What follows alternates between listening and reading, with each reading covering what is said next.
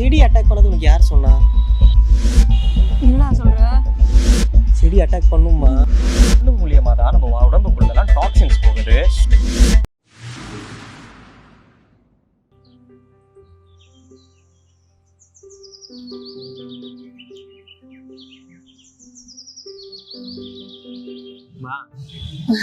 என்னம்மா யோசிச்சுட்டு இருக்க?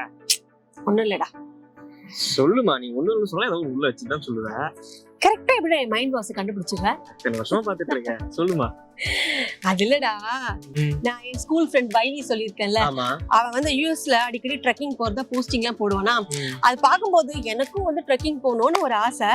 நம்ம இந்தியால ட்ரெக்கிங் இருக்கா? இருக்குமா? எங்கெல்லாம் இருக்கு?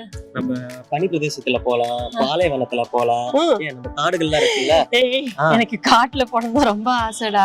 அதுல என்ன போயிடலாம். நீ யோசிக்கிறேன். காட்டுல போகணும்னு ஆசை. இப்ப ரீசெண்டா ஒரு இங்கிலீஷ் படம் பார்த்தேன்னா, அதுல இந்த பெரிய பெரிய மரம் எல்லாம் என்ன பண்ணுதுன்னா மனுஷால வந்து அப்படியே அட்டாக் பண்ணுதா. அந்த சீன் பார்க்கும்போது எனக்கு உள்ளுக்குள்ள ஒரு சின்ன பயம், எங்க நம்ம பண்ண அட்டாக் பண்ணிடுமோன்னு. நல்ல பயம் அவனுக்கு. அதெல்லாம் டிராபிக்ஸ் தானே? டிராபிக் தாமா. அதானே பார்த்தேன். செடிங்களாவது அட்டாக் பண்றதாவது. இது செடி அட்டாக் பண்ணது உனக்கு யார் சொன்னா? என்ன சொல்ற? செடி அட்டாக் பண்ணுமா? இங்க எப்படி பண்ணுவோம்? இரு, உனக்கு புரியுற மாதிரி சொல்றேன். The best defense is a good offense அப்படின்ற பழமொழி கேள்விப்பட்டிருக்கியா? கேள்விப்பட்டிருக்கேனே. இது நம்ம ஜார்ஜ் வாஷிங்டன் 1799ல சொல்லியிருக்காரு. இது நம்ம பிளான்ட்ஸ்க்கு நல்லாவே பொருந்தும். இப்போ பிளான்ட்ஸை தன்னை பாதுகாக்கிறதுக்கு ரெண்டு டிஃப்ரெண்ட் மெக்கானிசம் யூஸ் பண்ணோம். ஒன்னு எக்ஸ்டர்னலாவும் யூஸ் பண்ணும், ஒன்னு இன்டர்னலாவும் யூஸ் ஆகும்.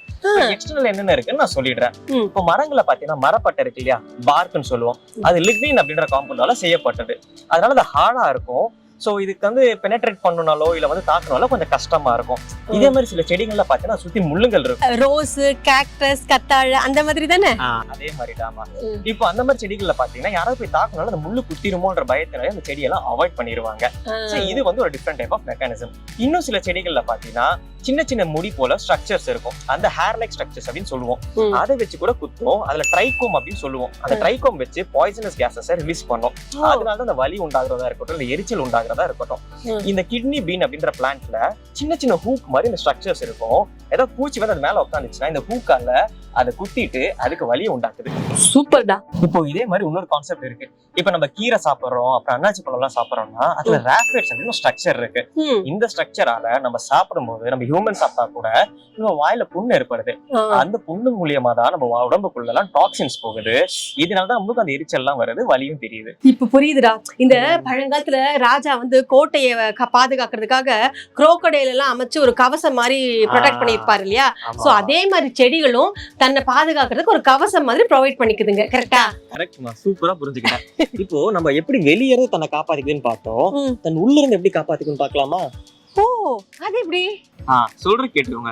இப்போ நம்மளுக்கு பொதுவா இம்யூன் சிஸ்டம் இருக்கு. இதுதான் நம்ம உடம்புல ஏதாவது ஆபத்து வந்தா காப்பாத்தும். ஆனா இதுவே பிளான்ட்ஸ்ல பாத்தீங்கன்னா ஒவ்வொரு செல்லுமே இந்த தன்மை இருக்கு. அது என்ன பண்ணுனா ஒரு ஆபத்து வந்துச்சுன்னா அதனால முன்கூட்டியே கண்காணிக்க முடியுது. அது மட்டும் இல்லாம அதுக்கேற்ற டிஃபென்ஸ் மெக்கானிசம் ரெடி பண்ண முடியுது.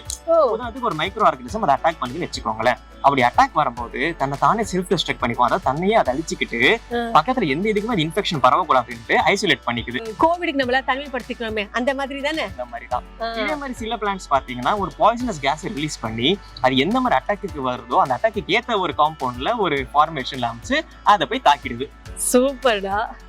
இங்க இன்னொரு இன்ட்ரெஸ்டிங்கான விஷயம் சொல்றேன். இப்ப தக்காளி செடி எல்லாம் இருக்குல்ல, இந்த தக்காளி செடியில ஏதாவது ஒரு இன்செக்ட் வந்து அட்டாக் பண்ணுச்சுன்னா அது அட்டாக் வருதுன்னு பக்கத்துல இருக்க எல்லா தக்காளிகளுக்கும் இன்ஃபர்மேஷன் வச்சிரும்.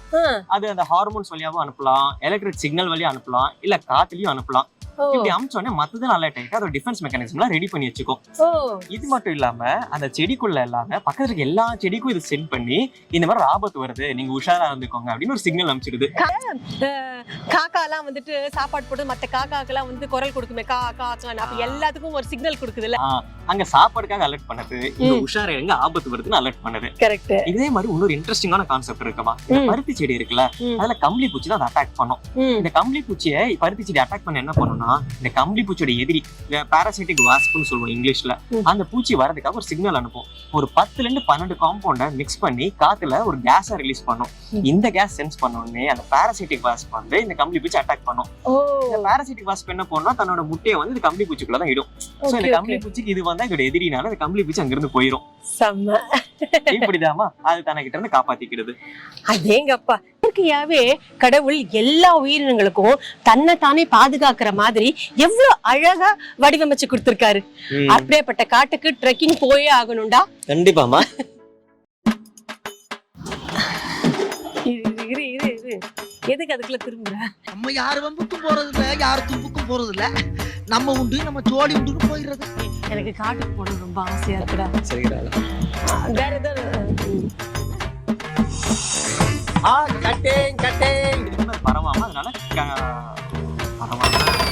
நம்ம பார்த்தோம் இல்லையா? அதே மாதிரி 1798ல சொல்லிடுறேன்.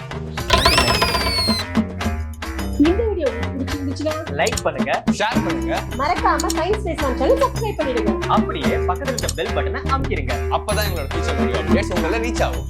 பாய்.